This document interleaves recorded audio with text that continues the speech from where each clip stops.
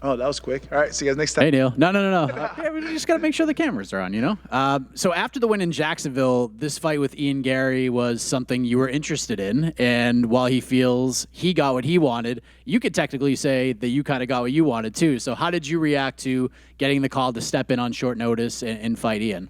Man, it was great. I mean, even before I got the call, I was preparing for this fight anyway. I was initially supposed to be here just coaching this weekend for Austin Hubbard. So when the offer came through to actually fight this week, I was like, hell yeah, that's just icing on the cake for me. Because I knew the matchup was on the card. Something I've always done throughout my UFC career is always watch the upcoming fights to just kind of be ready in case of one fight would have shift one way to another. So we had to jump in and take advantage of a short notice opportunity.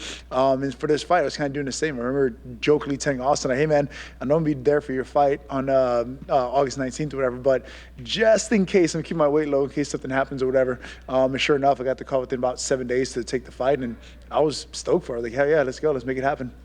Ian, as you probably know, has said a lot. He's done a lot in the build to not just this fight with you, but even with Jeff. He wore the mugshot T-shirt, said he's sort of carrying this card in the build to it. He's the biggest star on it.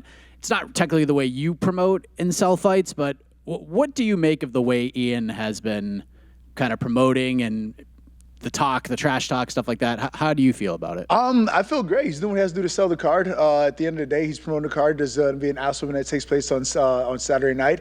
I'll be very happy to give him that ass whooping. So he wants to carry on and wear mug shots and do whatever else. Great. Have at it. Do all the work. Go out there. Do what you got to do. But come Saturday night, I'm going to have a time of my life when I'm beating on him. So I'm looking forward to that part.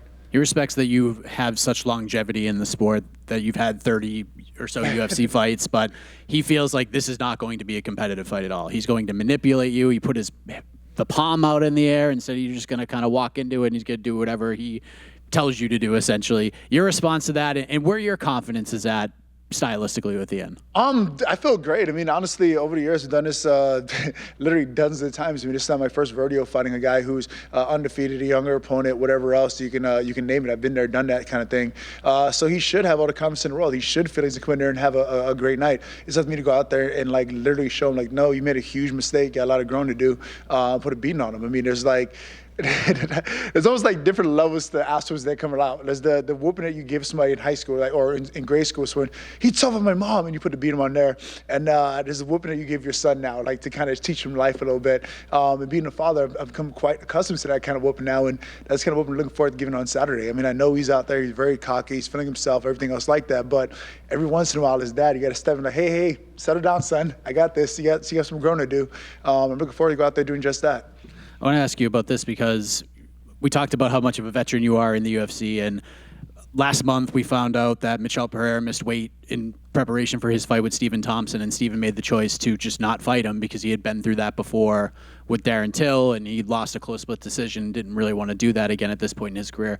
What did you think about that, about Stephen just saying, nah, thanks, but no thanks? I mean, you're turning to a guy who tried to fight Daniel Cormier on a week's notice, so for me to turn down a fight for 3 pounds, like, just something that's not going to happen. But at the end of the day, to each his own. Every man is different. If he felt like it wasn't the right decision for him to make at this point in his career for his own longevity, his own whatever, more power to him. But like, it's just one of those things that it's very difficult where, and it's, at the end of the day, I want to be a fighter's fighter. Like, you know what I mean? Like, if a fighter makes a choice that's best for him, I want to be able to support that decision no matter what, especially when it comes to like how you view it in the public and that kind of thing. So if he made a decision to not fight because he felt that it would be something that was going to work against him because of the weight discrepancy, whatever else it may be, I wouldn't be able to support that. But as a fighter myself, it's a very hard decision for me to see myself making where I would turn down a fight because of 3 pounds.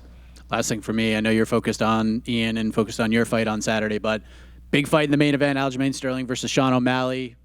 Put the analyst hat on. Your thoughts on the matchup? Who do you think gets it done? I mean, honestly, that's the fight that I'm just happy to be done with my fight and be able to enjoy that fight at the end of the day. Because honestly, like analysis has, like I like both guys. I'm a fan of both guys. I hope that both guys do very well. The winner of that fight most likely fight a teammate of mine, Corey Sandhagen. So for me, like that's the bigger picture. It's like, all right, cool. Whoever wins, great, congratulations. But the winner gets Corey Sandhagen. That's more so what I'm more so excited about. So good luck to both men. I'll be sitting back enjoying it as a fan. Hope they go out there and have a great fight. Neil, over here to your left. Neil, over to your left. On the left. obviously we weren't expecting to speak with you, a week ago, but that's what you do. You're a true BMF. You're always stepping up, taking fights on a week's notice. Are you ever not ready to take a fight on short notice? I mean, honestly, like the question would be, am I ever actually ready for a fight? Like I know this fight came together on a week's notice, but in reality, based off everything else that took place in my life over the last 7 months or so, I feel like I'm better prepared for this fight than I was my last 2 fights earlier this year. Life itself has taken a toll on me over the last couple months, and I feel like now I'm finally in a place of like clarity where I'm able to like go out there and actually focus on the fight itself and not feel like I have all this baggage and everything else weighing on my shoulders going into the fight. Right now, like literally the only job I have is to go out there, corner Austin Hubbard, turn right back around, go out there and have a great fight of my own. And having those only 2 things to worry about going into a fight, I feel like that's going to allow me to have one of the best performances ever, especially after the last 7 months for me. I mean, this is a great opportunity, a great lineup, a great matchup. Everything is lined for this fight. We can go out there and do great. So when he was here, obviously he has a very big personality. He was a little meaner than they've kind of hinted at. He called you irrelevant. What's your response to that?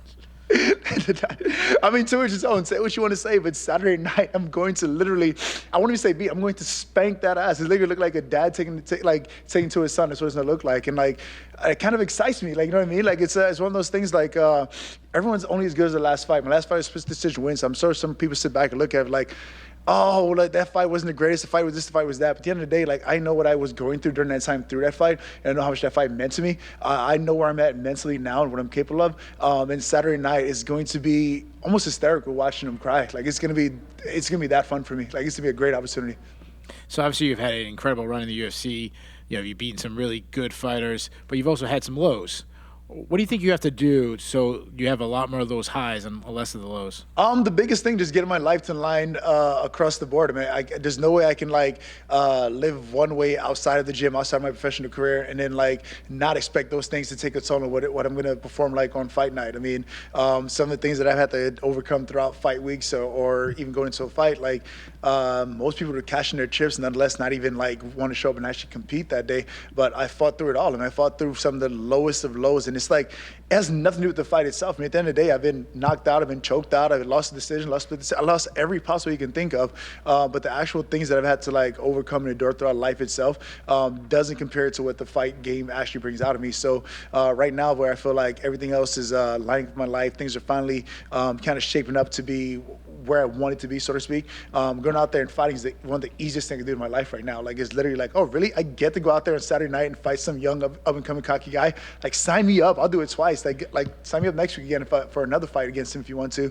I feel like I'm that confident. I'm that sure of myself. I'm that comfortable where I'm at right now, both mentally, physically, emotionally. So whatever comes my way at this point, Saturday night, I'm ready for.